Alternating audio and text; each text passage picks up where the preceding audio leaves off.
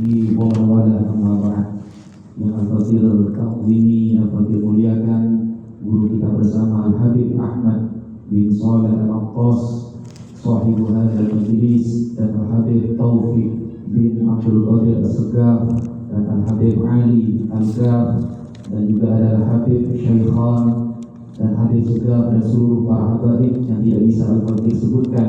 Dan tak lupa pula salam terindah dari Al-Fadhil terhadap seluruh asatidzah wa ustadzah yang hadir pada majelis malam hari ini, para kiai, para sesepuh, yang insya Allah semoga kita semua bisa mendapatkan berkah dari beliau-beliau semua. Amin ya rabbal alamin. Beberapa bulan yang lalu Al-Fadhil bertemu dengan salah seorang ulama yang istiqomah di Sarang, putra dari Kiai Haji Maimun Zubair, namanya Kiai Haji Najib bin Kiai Haji Maimun Zubair. Pas hari Kamis, ba'da sholat zuhri, setelah sholat zuhur, Al-Fadhil ketemu, dipanggil oleh beliau ke dalam, ke rumah beliau. Lalu beliau ngasih PR Al-Fadhil, Wafi, coba kamu telusuri yang rame-rame sekarang itu, fitnah-fitnah itu, saya yakin seyakin-yakinnya sangatnya semuanya nyambung kepada aliran-aliran yang bola dulu, atau bahkan orang-orang kafir. Kamu kan sering diskusi sama orang kafir, kata beliau. Coba cari pemahaman fitnah-fitnah yang sekarang, pasti saya yakin sangatnya sambung kepada firqah dhalah yang dulu-dulu. Ada Khawarij, ada Syiah, ada Mu'tazilah, ada Qadariyah, ada Murji'ah, dan lain sebagainya. Dengan nada rendah Al-Fadhil mengatakan kepada beliau, insyaallah Kiai, Al-Fadhil usahakan setiap malam gak kurang dari 2 jam, hampir setiap malam gak kurang dari 2 jam, ketika ada sebuah statement baru, saya benar-benar cari sanatnya. Ternyata kamu aja gitu, beneran apa yang disampaikan dengan beliau. Ketika misalnya baca kitab Al-Ashbah wa Nadhair yang ditulis oleh Al-Imam Ibnu Nujaym Al-Hanafi, beliau mengatakan bahwa al-istihza bil ilmi wal ulama kufrun, kata beliau. Al-istihza, meremehkan, merendahkan, menghina, bil ilmi wal ulama, ilmu dan ulama, kufrun, kata beliau.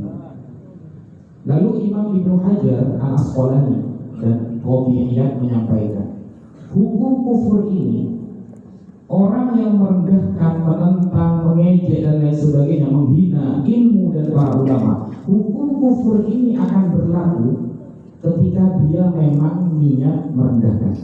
Tapi ketika tidak ada niat, maka minimal hukumnya haram, kata Imam Ibnu Hajar. Lalu saya coba cari satu syubhat setelah menemui ibarat ini, nyari satu syubhat yang biasa disampaikan dan menjadi fitnah. Apa itu? Sering mungkin kita dengar orang berkata begini, ini nyambung nanti syaratnya dengan pendahulu-pendahulu mereka. Sering kita mendengarkan begini, kalau memang cucu Rasulullah pasti sama-sama soleh. Dengar kan? Ada nggak yang mengatakan seperti itu? Kalau memang cucu seorang ulama, seharusnya kalian juga, seharusnya juga soleh, karena ayahnya soleh. Gak mungkin ada cucunya Nabi, anaknya berbuat maksiat. Lah, saya ambil satu kutipan ini, saya coba telah ada nggak ya sanadnya. Lalu saya nemu kitab yang ternyata dipakai orang yang sering bilang seperti itu di zaman ini. Dia sering bilang seperti itu, ternyata baca kitabnya nggak tahu. Nah, saya hafalkan kitab itu, penasaran, nemu sanadnya. Di kitab itu ada tema begini, An-Nasbu wa Bughdu ahli baiti nubuwah. Temanya seperti itu. Jadi memang temanya tentang pembenci ahlul bait Nabi. Nafyul ashraf an alaihi wasallam kaqauli, ada contohnya nih, kaqauli Nashwan al-Himyari. Nashwan al-Himyari ini nasibi, nawasib kalau kata kita itu gampangannya itu keturunannya Khawarij lah, gitu. Dulu kan Khawarij itu yang menyerang Sayyidina Ali radhiyallahu anhu, yang sok-sokan mau mengatakan tahkim, ayo kita pakai hukum Al-Quran. Bahkan yang membunuh Sayyidina Ali radhiyallahu anhu termasuk kelompok Khawarij, Ibnu Muljam.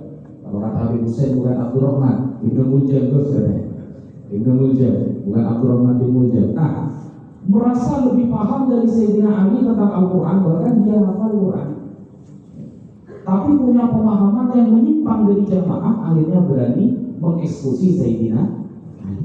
Nah, salah satu pengikutnya ini Nashwan al-Himyari, beliau ahli aruf, akhirnya membuat sebuah syair, puisi kalau zaman sekarang.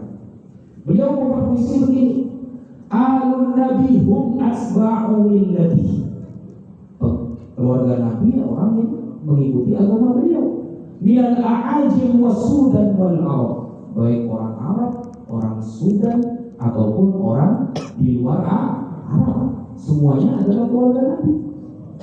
Lau lam yakun aluhu illa qarabatahu, andaikan keluarga Nabi itu hanya kerabatnya saja, kita yang beriman ini bukan keluarganya juga, maka sallal musalli 'alal ghawri aminah. Berarti orang yang sholat bersolawatnya masuk Abu Lahab juga berarti. Kalau cuma rogatnya, wah ini keren ini panjang, saya kutip intinya saja. Andaikan keluarga Nabi hanya cucunya saja, hanya kerabatnya saja, maka misalnya semua orang yang sholat ketika mengatakan di dalam tahiyat ya, Allahumma sholli ala sayyidina Muhammad wa ala Abu Lahab masuk di sana. Kata Nashwan al-Himyari. Nah, faqad nafa'ani Nabi qarabatahu wa aqata bihi man laysa lahu bidawi qurba. Yang benar-benar keluarga dinafikan sama dia, yang enggak keluarga dimasukkan. Nah, nambungkan syaratnya kan. Sekarang banyak enggak yang ngomong seperti itu? Seharusnya kita orang yang bertakwa, kita lah keluarga Nabi. Kita lah keluarga Nabi benar. Begitu. Percuma kamu itu darahnya sambung dengan Nabi, tapi kamu tidak bertakwa, kamu bukan keturunan Nabi. Seolah-olah kalimatnya benar gitu, tapi bahaya gitu. Nah, na'am, hadza yusih fi ba'dil ahwal wa la najid khilafan fa inna ahlal qiblah idda'u al-ittifaq alaih. Oke. Di sebagian ahwal, di sebagian keadaan memang kalimat itu benar, bahwa keluarga Rasulullah adalah orang yang bertakwa. Oke lah. Dan ahlu sunnah nggak ada perbedaan pendapat, ahlu qiblah nggak ada perbedaan pendapat. Oke lah. Walakin Nashwan nasubul ma'ruf, dia itu orang yang nasibnya terkenal, yang pembenci ahlu bait. Maka kalimatnya ini mencurigakan kata para ulama. Kemudian waqad radda alaihi al-Amir as-Sun'ani bi abyatin mulzimah. Nah, Imam as-Sun'ani sudah buat syair puisi juga untuk membantah syairnya Himyari ini, Nashwan Himyari. Apa isi syairnya? Langsung saja.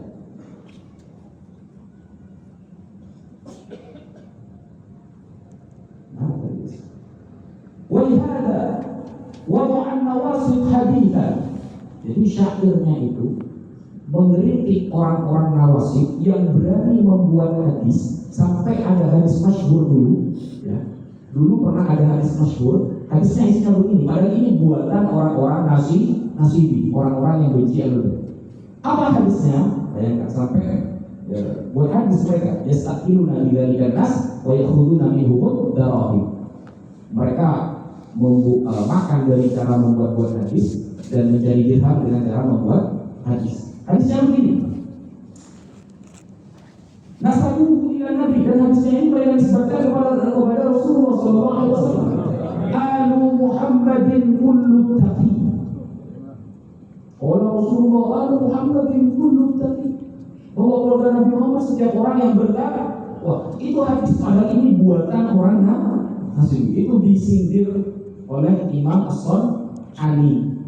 Pakai abiyat juga, pakai syair juga, nyindir pendahulunya si Jari bahwa alu Muhammadin kullun setiap orang yang bertakwa adalah keluarga Rasulullah. Kalimatnya benar, wa ishama'ahu kata Imam Sunani. Tapi ada hadisun munkarun makdzub. Wa ishama'ahu meskipun maknanya benar. Dan ini berbahaya kata beliau. Kenapa? Fa inna hadza waq'un fin nasab. Waq'un fin nasab lidalalatihi ala nafyi nasab wal waq'u kama qulna yalzamu minhu nafyu syai'in wa ithbatu syai'in akhar yalzamu minhu nafyul musbat wa ithbatul manfi. Seharusnya yang jangan ditetapkan malah ditetapkan, yang seharusnya agak masuk malah dimasukin. Kaki to'in minal lailil mudlim, fitnah dulu seperti potongan-potongan malam. Bayangkan dulu. Nah sekarang ada lagi penerusnya. Keturunan Nabi adalah orang yang bertakwa. Kalau nggak bertakwa, nggak ada keturunan Nabi itu. Darah Nabi itu al-ilmu dasas katanya. Oke, hadis salah lagi katanya. Dalam hati ya. Hadis salah lagi. Al-ilmu dasas. Jadi apa? Yang namanya darah keturunan itu pasti akan menonjol dari kakeknya, pasti akan ditampilkan, pasti sama-sama soleh katanya. Kalimatnya benar kata Imam Sunani. Tapi ada terselubung untuk menyesatkan umat Islam. Itu bahayanya. Apa katanya? Barusan ada video baru. Ada video baru orang Cirebon. Dia saat inisialnya Abbas mengatakan,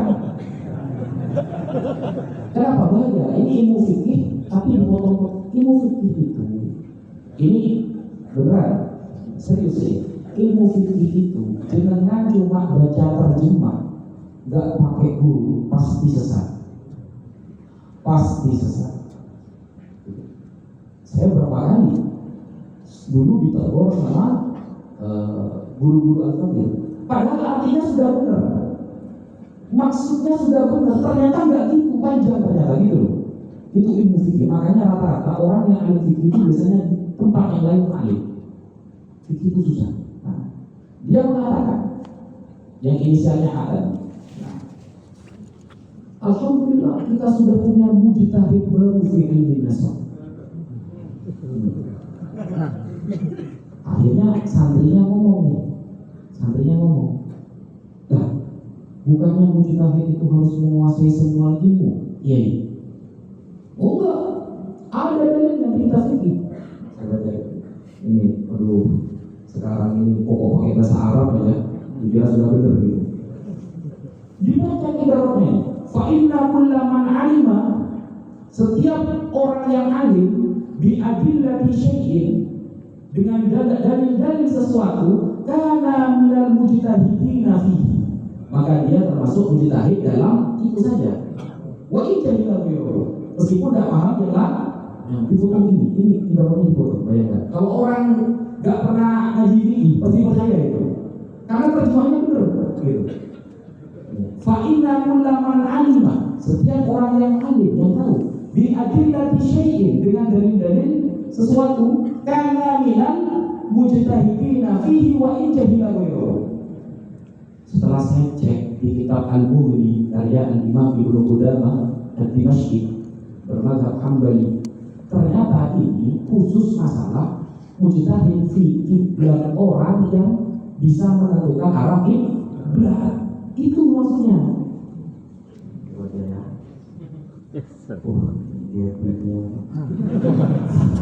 Fa'idha ajazal musalli an isabati ainil Ka'bah wa tawajjuh ila jihatiha istidlalan bi marahil al-mansubah al-qadimah aw su'al man huwa alim bil qiblah mimman tuqbal syahadatuhu min ahli Makkah. Jadi ada orang yang memang sudah ahli dalam menentukan arah kiblat, hanya dengan beberapa tanda-tanda dia bisa gitu. Fa'idha min ahli ijtihad fi amri qiblah, kalau dia memang ahli ijtihad dalam perkara menentukan kiblat, maka fa'alihi ijtihad, saat itu dia wajib berijtihad. Wal mujtahid fil qiblah huwa, siapa mujtahid fil qiblah yang bisa menentukan kiblat?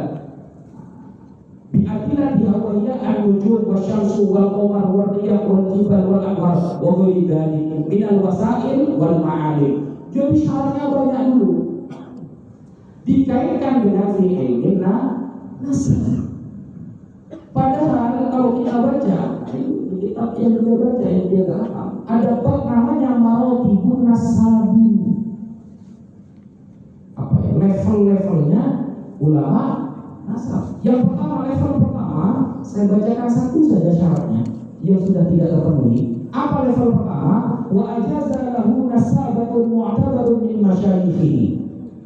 Sudah punya validasi dari gurunya yang seorang nasabah yang mu'tabar. Berarti dia sudah dapat validasi dari guru berarti. Dia berarti ini jasanya. Karena dia tidak punya guru. Tidak ada gurunya, semuanya tidak ada guru. Tidak terpenuhi ya, tidak masuk. Yang kedua, nasabatun hafidhun lil ansabi alimun bima'adinin nas. Alimun bima'adinin nas, dia paham watak atau karakter manusia. Tidak masuk ini. Sifat mereka tidak yang jelas. Tidak jelas kawannya. Pagi apa, malam apa. Kemarin bilang oke, sekarang bilang enggak. Sifatnya tidak jelas. Ini syaratnya ma'alimun bima'adinin. Nah, kalau yang ketiga masuk. Apa yang ketiga? Nasibun hawin ghairu mutakhassis. Nah, ini masuk. Amatiran, pelajar amatiran. Wa yusamma nasibun tajuzan la haqiqatan. Wa huwa al-mushtagil bi ilmi nasab bila qulun wa la bihada. Ada kaidah bagunya. Ini fitnah-fitnahnya sekarang. Pakai bahasa Arab di dalam kitab, kita percaya aja nih. Dikira seperti itu beneran gitu. Wah, ini udah ada. Padahal kalau kita nggak benar-benar meneliti, ternyata sering mereka memotong sebuah pemahaman. Fikih itu sulit, benar. Fikih itu sulit teman-teman. Fikih itu sulit. Makanya saya, kenapa sampai sekarang saya tidak poligami? Sulit fikih itu.